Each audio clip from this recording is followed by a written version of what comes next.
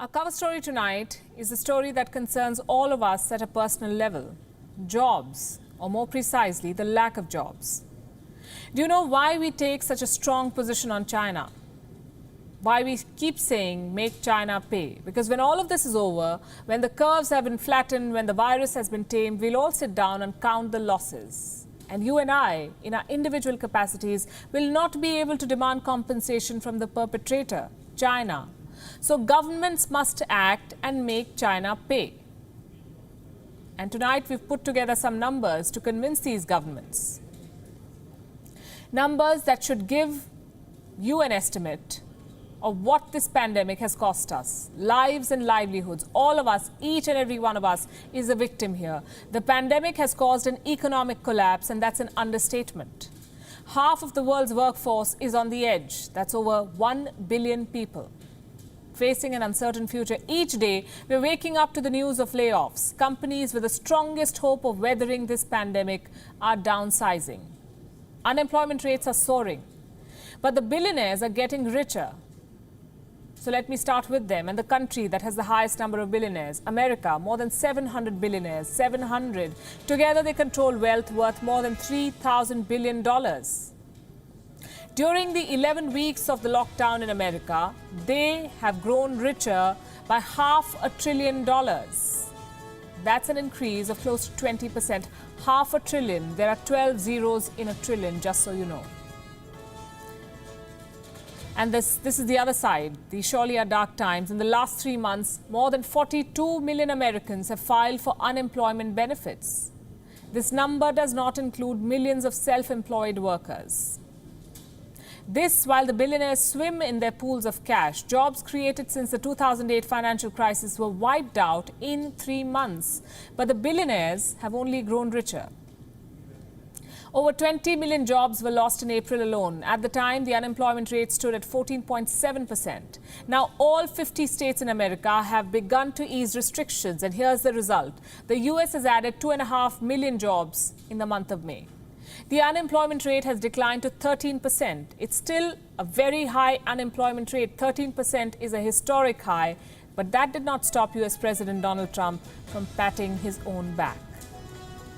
People are now starting to return to work. So it's been an incredible thing to see. It's been a beautiful thing to see. The experts predicted that the economy would lose tremendous numbers of jobs. And of course, from the beginning it has, but you're going to see how fast that's made up. I'm telling you, next year, unless something happens where the wrong people get in here, this can turn around. The picture is not so bright as it is made to look by global leaders, including President Trump. More companies are planning job cuts. Those who had to take pay cuts are seeing their savings deplete each day. The pandemic is still here. So the risk of debilitating illness and death remains. Despite Donald Trump's optimism, the International Labour Organization has said the highest rate of job losses will be in the Americas, both in the North and the South. An estimated 300 million jobs will be lost due to the Wuhan virus. 300 million. The report says the youth may be playing catch-up in the labour market for the next 10 years. Across the Atlantic, surprisingly, the unemployment rate is half of that in the US. This is the UK. In April, the jobless rate stood at 6.6%, thanks to the short-term work programs. These are more common in Europe than in the US. The program let struggling companies retain employees while reducing their work hours. The government then pays a part of their salary. I'm talking about struggling companies and the UK. The auto industry is among the worst hit. Job losses in this sector alone could cross the 6,000 mark. Iconic car makers are laying off people. Aston Martin, 2,000 jobs gone. Rolls-Royce, 3,000 jobs. Bentley, 1,000. Globally, there are some 3.3 billion workers. Of these, 2 billion people work in the informal sector. In the first month of the pandemic, most of these 2 billion workers in the informal sector saw their income drop by 60%. And this is particularly worrying for developing economies like India and countries in the Southeast Asia. Also Africa.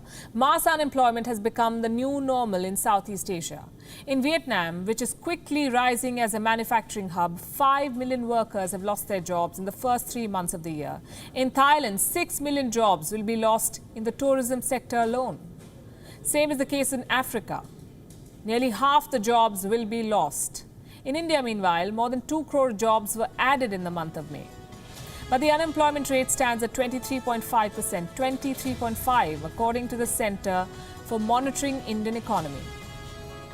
With the easing of restrictions, most of the small traders and daily wage laborers are returning to work, and they account for a third of the total employed population in India. So in the coming weeks, India's unlocking plan could add more jobs. What about China, the home country of the pandemic? Official data is always controversial and often fudged.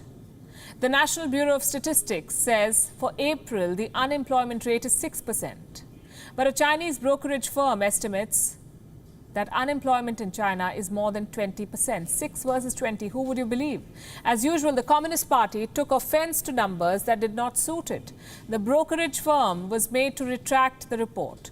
Global Times even launched an investigation to tell the world that the official data is reliable.